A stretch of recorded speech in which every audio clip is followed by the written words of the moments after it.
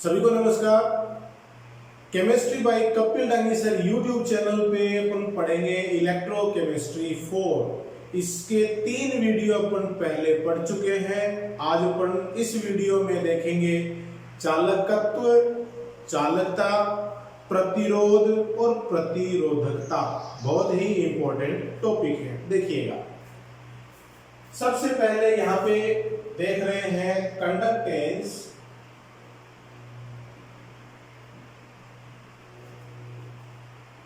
या चालकत्व, इसे C के द्वारा डिनोट किया जाता है। देखिए, अपन ने इलेक्ट्रोकेमिस्ट्री के पिछले वीडियोस में देखा है कि जो चालक होते हैं वो विद्युत के वाहकों की प्रकृति के आधार पर 2 प्रकार के हैं। इलेक्ट्रॉनिक चालक और दूसरा है आयनिक चालक।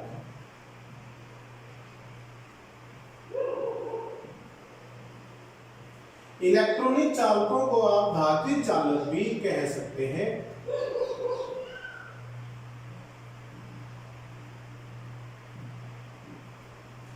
इलेक्ट्रॉनिक चालकों में जो विद्युत के वाहक हैं, विद्युत वाहक वो कौन होते हैं? इलेक्ट्रॉन्स होते हैं, इलेक्ट्रॉन। जबकि आयनिक चालक हैं उसमें विद्युत के वाहक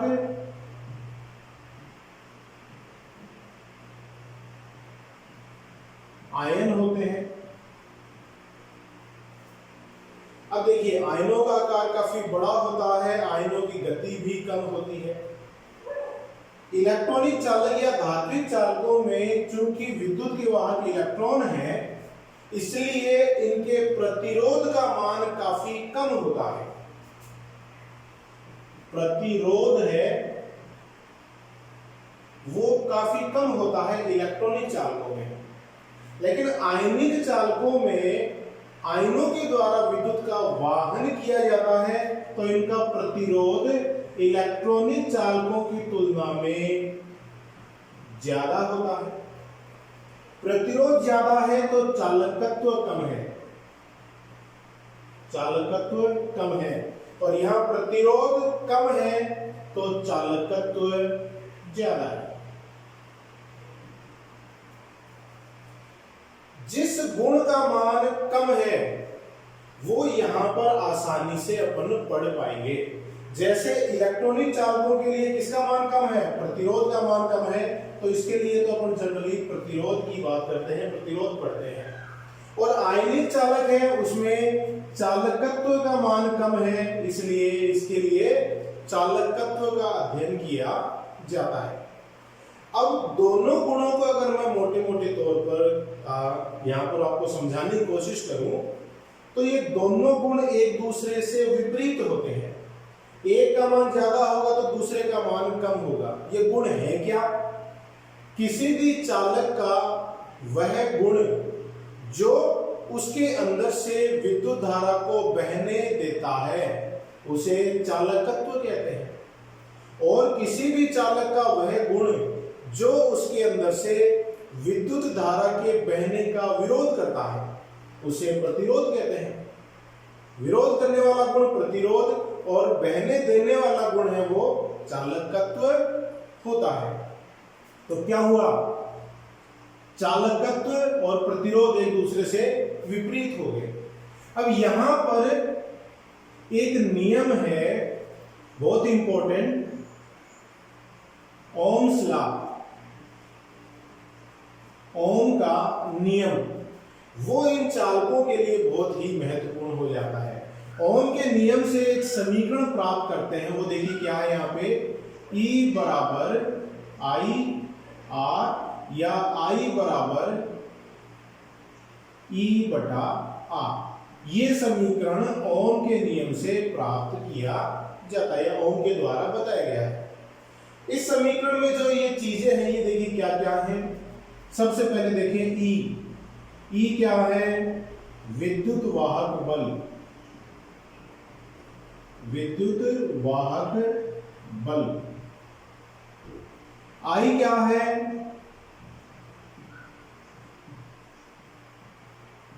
विद्युत धारा। और आर क्या है? प्रतिरोध।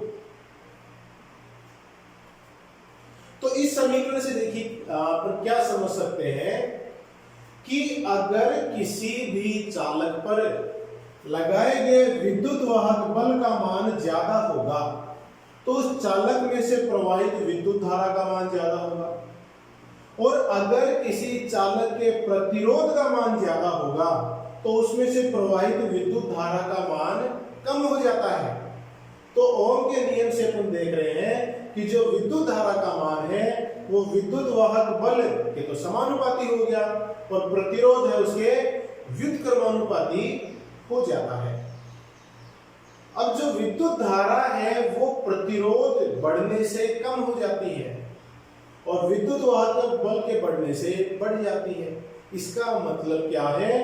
विद्युत धारा किसके कारण से बह रही है? चालकत्व के कारण, जो चालक का गुण होता है।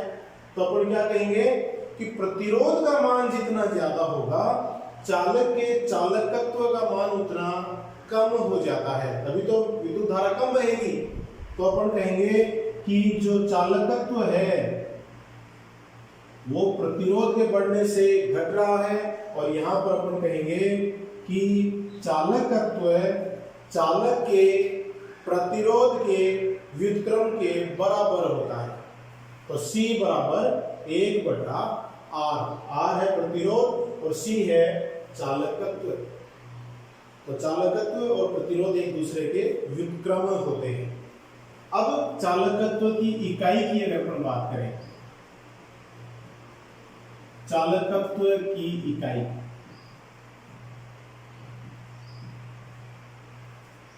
तो चालकत्व की जो इकाई है वो प्रतिरोध से उल्टी हो जाती है, व्युत्क्रम हो जाता है। तो देखिए आर, प्रतिरोध की इकाई क्या है? आर की इकाई होती है ओम, जिसका चिन्ह है ये। इस चिन्ह के द्वारा ओम को दर्शाया जाता है। तो चालकत्व की इकाई क्या हो जाएगी? ओम से ओम का इनवर्स, ओम इनवर्स, जिसको आप MHO मो भी कह सकते हैं, या SI में अंतरराष्ट्रीय मानक के अनुसार चालकत्व की इकाई होती है सीमेंस, जिसे S के द्वारा इंगित किया जाता है।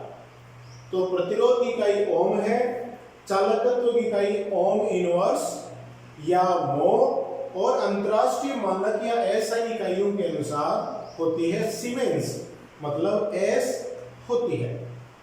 तो ये है चालकत्व और प्रतिरोध। नेक्स्ट देखिएगा, स्पेसिफिक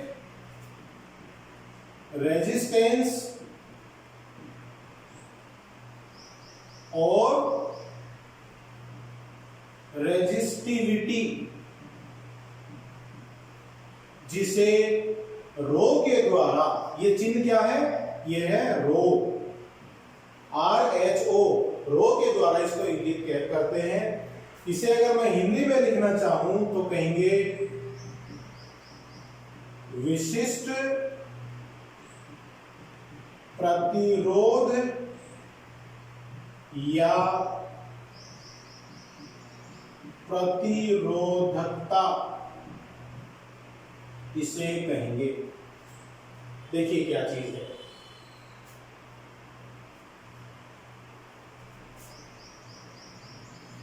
किसी भी चालक के प्रतिरोध का मान है वो चालक के कुछ विशेष गुणों पर निर्भर करता है। वो गुण देखिए क्या है?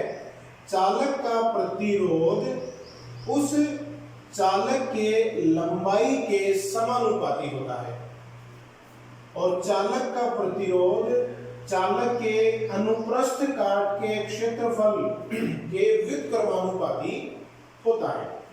L है चालक की लंबाई ए है, चालक के अनुप्रस्थ काट का क्षेत्रफल। दोनों समीकरणों को मिला दूं तो R समानुपाती L बटा A, और इस समानुपाती का चिन्ह अगर अपन हटाएंगे तो हो जाता है R बराबर रो L बटा A। ये बहुत ही इंपॉर्टेंट समीकरण यहाँ पे प्राप्त होता है। इस समीकरण में जो विभिन्न मात्राएं हैं वो देखिए क्या क्या है। R है प्रतिरोध, L है चालक की लंबाई, A है चालक के अनुप्रस्थ काट का क्षेत्रफल। तीन चीजें हैं। और रो है, ये देखिए रो है समानुपाती स्थिरांक,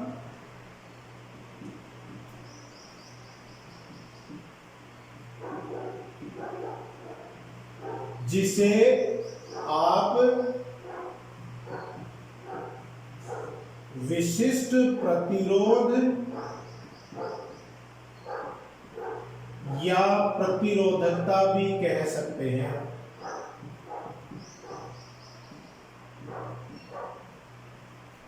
विशिष्ट प्रतिरोध या प्रतिरोधकता भी कह सकते हैं। यहां जैसे देखिए R है प्रतिरोध, प्रतिरोध की इकाई क्या है ओम।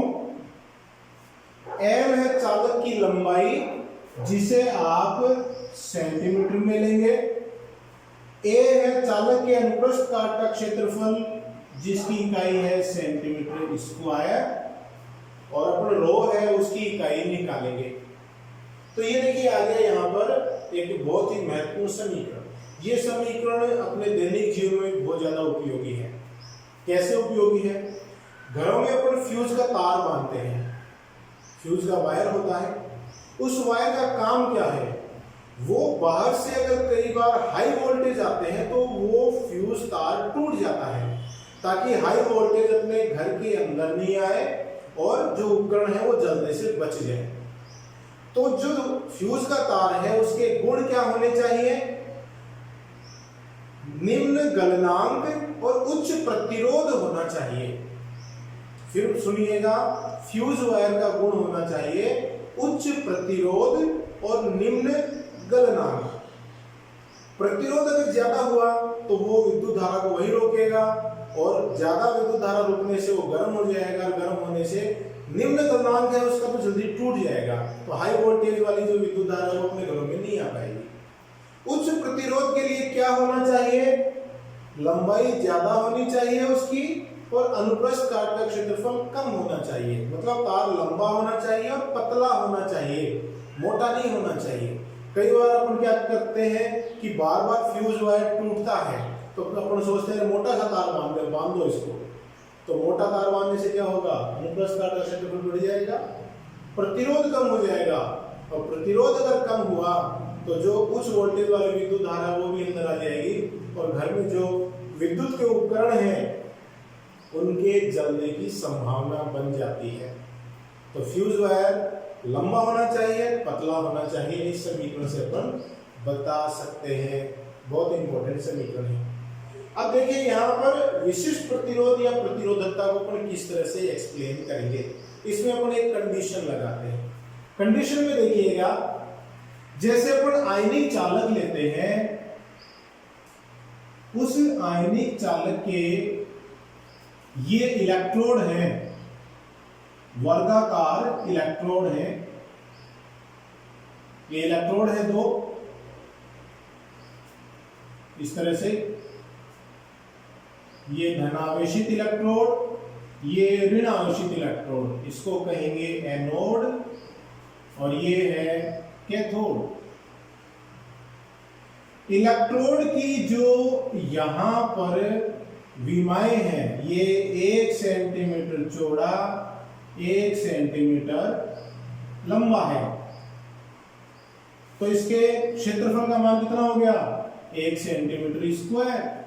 वैसे ही इधर वाला इलेक्ट्रोड भी, ये 1 सेंटीमीटर और यहां पर इसकी जो ऊंचाई है वो भी 1 सेंटीमीटर, तो इसके भी अनुप्रस्थ काट का क्षेत्रफल कितना हुआ, 1 सेंटीमीटर स्क्वायर।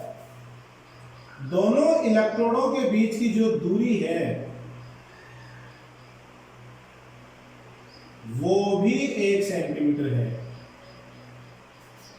यहां से यहां तक की जो दूरी है वो भी क्या हो गई, 1 सेंटीमीटर है। तो इन दोनों इलेक्ट्रोडों के बीच का जो आयतन है वो कितना हो गया, 1 सेंटीमीटर क्यूब। 1 सेंटीमीटर गुणा 1 सेंटीमीटर गुणा 1 सेंटीमीटर, तो 1 सेंटीमीटर क्यूब हो गया। मतलब ये जो सेल बना है आपके सामने, इसमें जो अपन विद्युत अपघट्य का विलयन भरेंगे, उस विद्युत अपघट्य के विलयन का आयतन होगा 1 सेंटीमीटर क्यूब। ये इसके अंदर क्या भरा हुआ है, विद्युत अपघट्य का विलयन भरा हुआ है इसमें, इस सेल में, ठीक है। और एनोड और कैथोड आपने जोड़ भी रखे हैं, तो विद्युत का चालन है वो आयनों के द्वारा इसमें किया जाएगा। अब इसमें देखिए है क्या, यहां पर जो अपने सेल बनाया है उसमें जो चालक है, विद्युत अपघट्य का विलयन है, उसकी लंबाई कितनी है, 1 सेंटीमीटर है, और उसके अनुप्रस्थ काट का क्षेत्रफल भी कितना है, 1 सेंटीमीटर स्क्वायर है।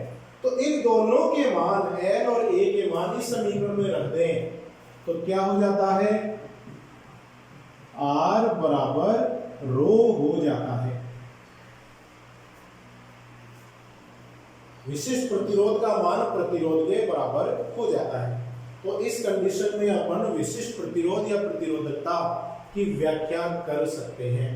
कैसे कि 1 सेंटीमीटर लंबाई वाले और 1 सेंटीमीटर स्क्वायर अनुप्रस्थ काट के क्षेत्रफल वाले चालक के प्रतिरोध को ही प्रतिरोधकता कहते हैं।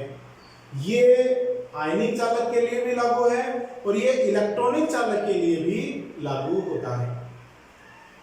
दूसरे शब्दों में अगर अपन इसको कहें कि 1 सेंटीमीटर क्यूब आयतन वाले चालक के प्रतिरोध को ही प्रतिरोधकता कहते हैं। ठीक, आसानी से आप इसको बता सकते हैं। अब इसमें जो रो है, विशिष्ट प्रतिरोध है, उसकी इकाई देखिए क्या है, रो की इकाई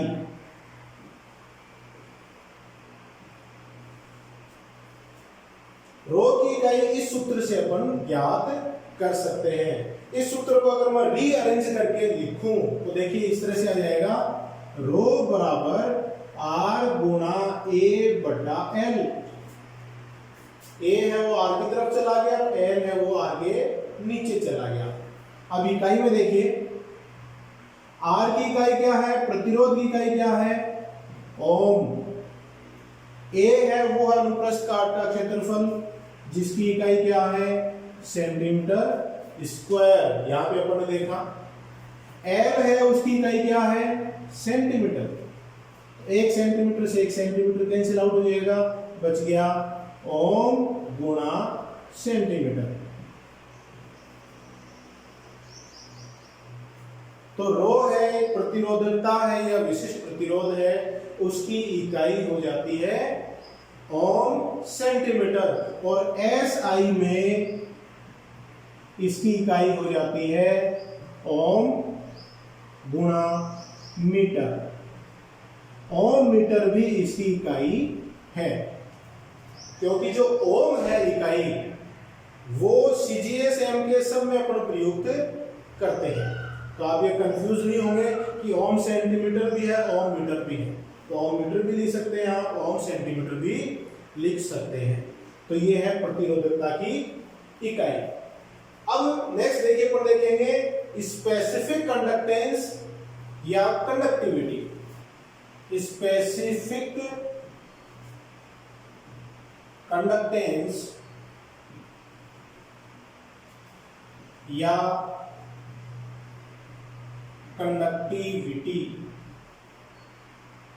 जिसे कप्पा, ये जो चिन्ह है इसे क्या कहते हैं, कप्पा, कप्पा के द्वारा इसको इंगित करते हैं। हिंदी में अगर इसको लिखना चाहें तो विशिष्ट चालकत्व या चालकता इसे कहा जाता है, विशिष्ट चालकत्व या चालकता। जैसे अपन ने देखा कि जो चालकत्व है वो प्रतिरोध के व्युत्क्रम के बराबर होता है, वैसे ही विशिष्ट चालकत्व विशिष्ट प्रतिरोध के बराबर हो जाएगा। तो कप्पा है वो 1/ρ के बराबर हो जाता है। अब रो का मान अपन यहां से ले सकते हैं, तो यहां से देखिए 1/ρ किसके बराबर हो जाएगा, 1/r गुना L/A। रो इधर आएगा तो 1/ρ हो जाएगा, r उधर जाएगा तो 1/r हो जाएगा। इस 1/ρ का मान यहां रख दे तो कप्पा बराबर 1/r गुणा L/A, और 1/r क्या होता है, 1/r बराबर C होता है। तो कप्पा बराबर C गुणा L/A। ये विशिष्ट चालकत्व या चालकता के लिए बहुत ही इंपॉर्टेंट समीकरण आपके सामने प्राप्त हो जाता है। यहां पर C क्या चीज है, C है चालकत्व, C है चालकत्व C। L क्या है, वही चालक की लंबाई सेंटीमीटर में, A क्या है चालक के अनुप्रस्थ काट का क्षेत्रफल सेंटीमीटर स्क्वायर में। चालकत्व की इकाई क्या थी, ओम, इनवर्स या मो, और एसआई में अपन इसको सीमेंस कहते हैं, सीमेंस के रूप में अपन इसको इंगित करते हैं एसआई इकाई के रूप में। अब देखिए यहां पर कप्पा को कैसे परिभाषित करें कि कप्पा होता क्या है, विशिष्ट चालकत्व क्या चीज है। तो इसमें वही कंडीशन लगाते हैं, सेल है या कोई भी चालक है, उसमें अगर लंबाई का मान 1 सेंटीमीटर और अनुप्रस्थ काट के क्षेत्रफल का मान 1 सेंटीमीटर स्क्वायर हो तो क्या होगा,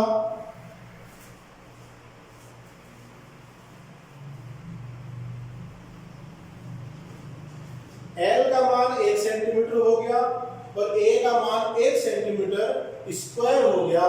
तो इस समीकरण से आप लिख सकते हैं कि कप्पा बराबर C हो जाता है। विशिष्ट चालकत्व या चालकता का मान चालकत्व के बराबर हो जाता है। तो देखिए कैसे परिभाषित कर सकते हैं इसको कि 1 सेंटीमीटर लंबाई और 1 सेंटीमीटर स्क्वायर अनुप्रस्थ काट के क्षेत्रफल वाले चालक के चालकत्व को ही विशिष्ट चालकत्व या चालकता कहते हैं। बहुत ही आसान है। दूसरे शब्दों में अगर कहना चाहें तो 1 सेंटीमीटर क्यूब आयतन वाले चालक के चालकत्व को ही विशिष्ट चालकत्व या चालकता कहते हैं।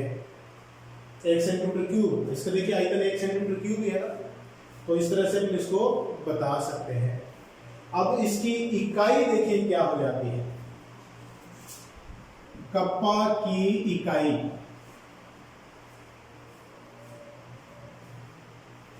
विशिष्ट चालकत्व या चालकता की इकाई क्या चीज है, यहां से निकाल सकते हैं इस सूत्र से,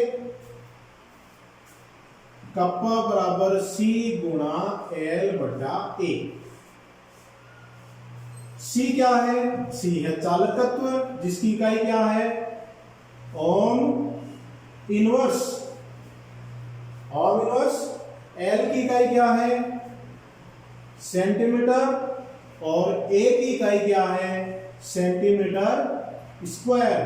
तो क्या हो गया, 1 सेंटीमीटर से 1 सेंटीमीटर कट गया, नीचे सेंटीमीटर बचा, तो अपन इसको लिख सकते हैं ओम इनवर्स सेंटीमीटर इनवर्स। ये है कप्पा की इकाई, बहुत बार बोर्ड एग्जाम में इसकी इकाई पूछी गई है, ओम इनवर्स सेंटीमीटर इनवर्स। अब इसी इकाई को अपन दूसरे रूपों में लिख सकते हैं, कप्पा बराबर ओम इनवर्स को क्या लिख सकते हैं, मो सेंटीमीटर इनवर्स लिख सकते हैं। कप्पा बराबर, अभी मैंने थोड़ी देर पहले विशिष्ट प्रतिरोध के समय भी अपन ने देखा था कि ओम को सीजीएस और एमकेएस दोनों में काम में ले सकते हैं। तो कप्पा की इकाई ये भी हो सकती है ओम इनवर्स मीटर इनवर्स, ये भी हो सकती है। और ओम इनवर्स को एसआई में क्या कहते हैं, एसआई इकाई अगर अपन देखें तो कप्पा बराबर सीमेंस प्रति मीटर। ओम इनवर्स को आप सीमेंस भी कह सकते हैं। तो ये सीमेंस मीटर इनवर्स, ये भी कप्पा की इकाई हो सकती है। आसानी से समझ सकते हैं इसको, ठीक है। नेक्स्ट देखिएगा, देखिए कप्पा बराबर होता है C गुणा L बटा A। अभी अपन ने L का मान 1 सेंटीमीटर और A का मान 1 सेंटीमीटर स्क्वायर लिया। अब ये जो सेल बनता है, जो चालक बनता है जिसका आयतन है 1 सेंटीमीटर क्यूब, ये बहुत ही छोटा चालक है। इसको सैद्धांतिक रूप से यहाँ पे अपन पढ़ रहे थे तो ठीक है, लेकिन प्रायोगिक रूप से इतना छोटा सेल कोई ज्यादा उपयोगी नहीं होता है। वास्तव में जो अपन सेल या चालक काम में लेते हैं उसकी विमाएं तो बहुत ज्यादा होती हैं, बहुत अलग होती हैं। इसलिए वहां पर 1 सेंटीमीटर लंबाई और 1 सेंटीमीटर स्क्वायर अनुप्रस्थ काट के क्षेत्रफल वाले चालक हैं, उनका उपयोग अपन नहीं करते हैं। तो उनकी तो लंबाइयां और अनुप्रस्थ काट के क्षेत्रफल बहुत ज्यादा होते हैं। लेकिन किसी भी चालक के लिए लंबाई और अनुप्रस्थ काट का क्षेत्रफल कितना भी हो वो निश्चित होता है। L का मान भी निश्चित है और A का मान भी निश्चित है, वह उस चालक का गुण है। अब उसके चालकत्व या उसके विशिष्ट चालकता का मान निर्भर करेगा कि इसमें आपने कैसा विद्युत अपघट्य का विलयन लिया है, या उस चालक का गुण क्या है, किस तरह से उसमें इलेक्ट्रॉनों की संख्या, ये अपने पिछले वीडियोस में देखा था कि चालकत्व को प्रभावित करने वाले कारक क्या क्या है। तो किसी भी चालक के लिए जो L और A का मान है ये स्थिर हो जाता है, निश्चित होता है। इस L बटा A अनुपात को क्या कहते हैं, सेल कांस्टेंट कहते हैं। सेल स्थिरांक कहते हैं। ये किसी सेल के लिए निश्चित होता है। इसके अंदर आप अलग अलग विद्युत अपघट्य डालेंगे तो C का मान अलग अलग हो जाएगा, और उस C के मान से अपन कप्पा के मान है वो भी अलग अलग हो जाते हैं। तो L बटा A है वो किसी भी सेल के लिए क्या है, स्थिर है, इसलिए इसको अपन कह रहे हैं सेल स्थिरांक। तो इस समीकरण को आप ऐसे भी लिख सकते हैं, विशिष्ट चालकत्व, जिसे आप चालकता भी कह सकते हैं, चालकता बराबर चालकत्व गुणा सेल स्थिरांक।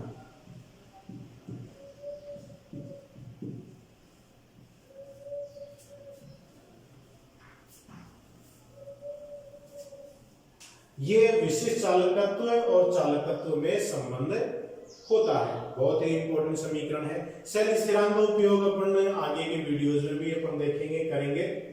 तो ये विशिष्ट चालकत्व और चालकत्व में संबंध इस समीकरण के द्वारा बता सकते हैं। अभी अपन ने चर्चा करी कि सेल के लिए सेल स्थिरांक तो निश्चित है, लेकिन उसमें आप जो विद्युत अपघट्य का विलयन डाल रहे हैं वो अलग अलग हो सकता है।